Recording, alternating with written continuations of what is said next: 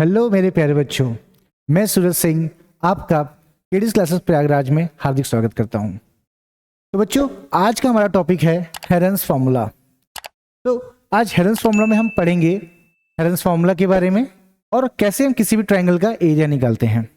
उससे पहले हम इसके प्रीवियस नॉलेज के बारे में पढ़ेंगे कि इस चैप्टर को पढ़ने के लिए हमें क्या क्या नॉलेज होना जरूरी है। तो सबसे पहले हम पढ़ेंगे टाइप्स ऑफ ट्रायंगल्स के बारे में। कितने तरह के ट्रायंगल्स होते हैं, हमने उनको किन कैटेगरीज में बांटा है।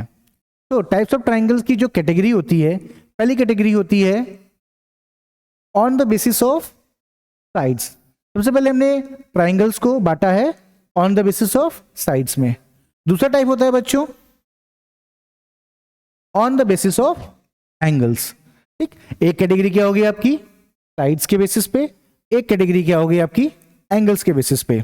ठीक, हम दो तरीके से ट्रायंगल्स को पढ़ेंगे, एक ट्रायंगल साइड के बेसिस पे और दूसरा एंगल्स के बेसिस पे। So on the basis of sides, तो there are three types of triangle. पहला स्केलन ट्रायंगल। तो स्केलन ट्रायंगल ऐसा ट्रायंगल होता है जिसकी तीनों साइड्स क्या होती है बच्चों, different different sides, different different length की होती है। ठीक, डिफरेंट डिफरेंट लेंथ की होती है, उनको क्या बोलेंगे हम लोग, स्केलन ट्रायंगल। तो this type of triangle is known as scalene triangle.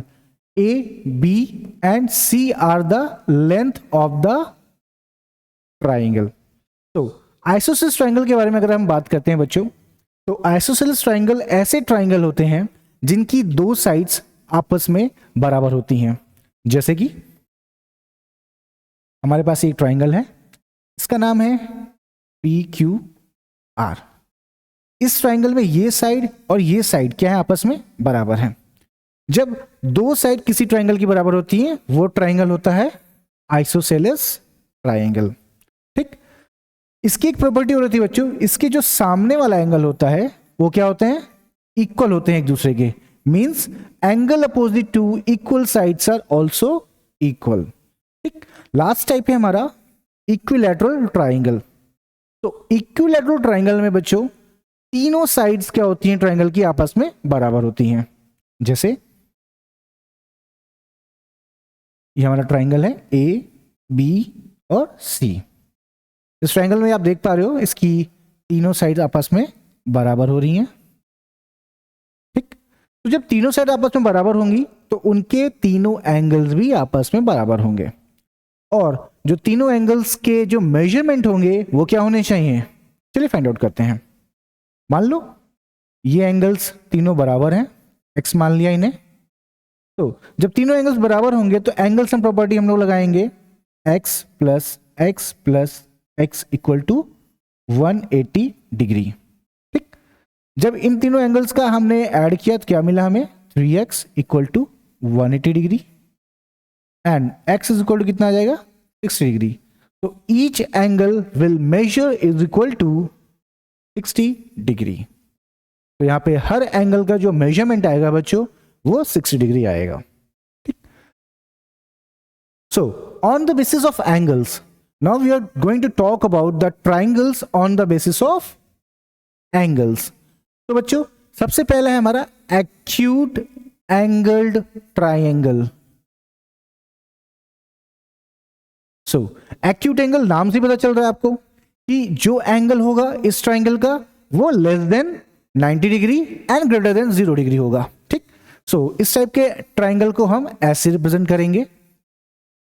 ये सारे एंगल्स क्या होंगे बच्चों, less than 90 degree and greater than 0 degree होंगे। नेक्स्ट है हमारा right angled triangle. So next is what बच्चों, राइट एंगल ट्रायंगल।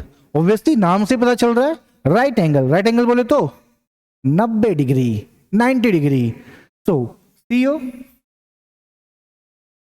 एक एंगल इसका 90 डिग्री होगा और इस टाइप के ट्रायंगल को क्या बोलेंगे, right angle triangle. Okay, next obtuse angle. Obtuse angled triangle, angled triangle. तो ऑब्ट्यूज एंगल ट्रायंगल में बच्चों एक एंगल जिसका मेजरमेंट 90 डिग्री से ज्यादा होगा और 180 डिग्री से लेस होगा। क्या होगा? 90 डिग्री से ज्यादा होगा और 180 डिग्री से कम होगा। ठीक, अगला टाइप है हमारा, अच्छा अगला क्वेश्चन है आप लोग के लिए, क्या स्ट्रेट एंगल्ड ट्राइंगल पॉसिबल है? Is it possible to make a straight angle triangle? बताइए, straight angle triangle is it possible? No. Why? Why it is not possible? ये पॉसिबल इसलिए नहीं है क्योंकि किसी भी ट्राइंगल का अगर एक एंगल 180 डिग्री का कोण बनाता है, बोले तो 180 डिग्री अगर बना रहा है, तो बाकी दो एंगल कितना बनाएंगे?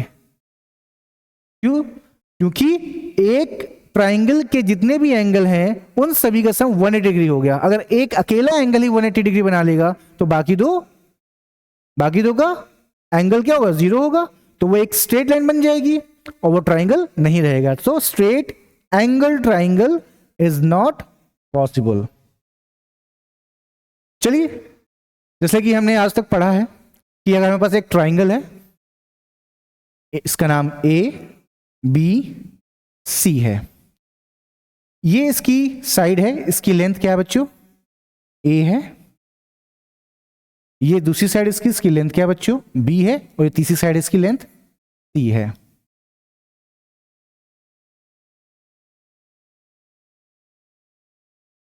ठीक, अगर हमने इस बेस पर एक हाइट बना दिया, ठीक ऐसे, और बी बेस पे हमने एक हाइट बना दिया, और अगर सी बेस पे हमने एक हाइट बना दिया, ठीक, तो ये हमारे क्या है? हाइट्स हैं। ठीक, ये सारे क्या है? हाइट्स हैं। अगर हमें इस ट्रायंगल का अगर एरिया निकालना हुआ तो हमने क्या पढ़ा है अब तक? Area of a triangle A B C is equal to 1/2 base into height. ठीक, 1/2 base into height is the area of a triangle. तो जैसा कि आप देख पा रहे हो कि अगर हमने बेस को ए लिया, बेस को अगर ए लिया तो हाइट हमारी ये वाली हो जाएगी h1। अगर हमने बेस को बी ले लिया तो हाइट हमारी क्या हो जाएगी? h2। और अगर हमने बेस को सी ले लिया तो हाइट हमारी क्या हो जाएगी? h3। सो बेस हमारा डिपेंड करेगा किस बेस पर या किस साइड पे हमारा हाइट बना हुआ है। ठीक, और जबकि ये सभी बराबर ही आएंगे, किसी भी ट्राइंगल का जो एरिया होगा वो सब बराबर ही होगा। ठीक, इतनी बात आ गई समझ में? तो हम लोग हेरेंस फॉर्मूला क्यों पढ़ रहे हैं? जब हमें एरिया ऐसे ही मिल जा रहा है तो हेरेंस फॉर्मूला पढ़ने की जरूरत ही क्या है बच्चों?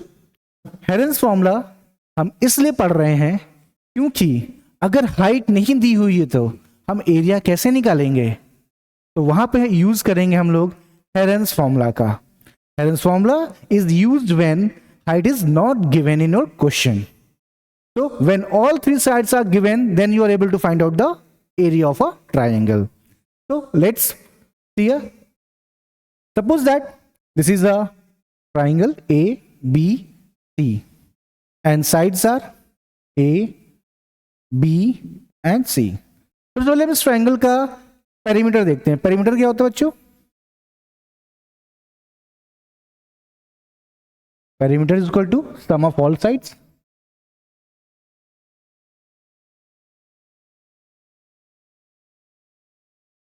Sum of all sides में बच्चों क्या होता है कि ये A plus B plus C हो जाएगा। ठीक, क्या हो जाएगा? A plus B plus C। Sum of all sides करेंगे तो इसका क्या आ जाएगा? पेरीमीटर। पेरीमीटर को हम बाउंड्री भी कहते हैं। ठीक, तो अगर हम बात करें सेमी पेरीमीटर की, सेमी पेरीमीटर जिसको कि हम S से डिनोट करेंगे यहां पास, that will equal to A plus B plus C by 2। Semi perimeter हम लोग इसलिए फाइंड आउट कर रहे हैं क्योंकि हेरेंस फॉर्मूला में इसका यूज है। तो हेरेंस फॉर्मूला यूज करने के लिए हमारे पास जो फॉर्मूला बनेगा that is equal to under root S minus A S minus B and S minus C, जहां पर वेयर एस क्या हो जाएगा बच्चों, सेमी पेरीमीटर होगा, और ए बी और सी क्या होंगे, साइड्स ऑफ द ट्राइंगल्स होंगे, ट्राइंगल होगा। ठीक बच्चों, सो हमारा जो हेरेंस फॉर्मूला है वो है दिस वन। और जब आपकी हाइट ना दी होगी तो हम एरिया फाइंड आउट कर लेंगे with the help of Heron's formula. सो बच्चों आज के लिए बस इतना ही। नेक्स्ट क्लास में हम एनसीईआरटी के सॉल्यूशन के साथ मिलेंगे of Heron's formula. Thank you.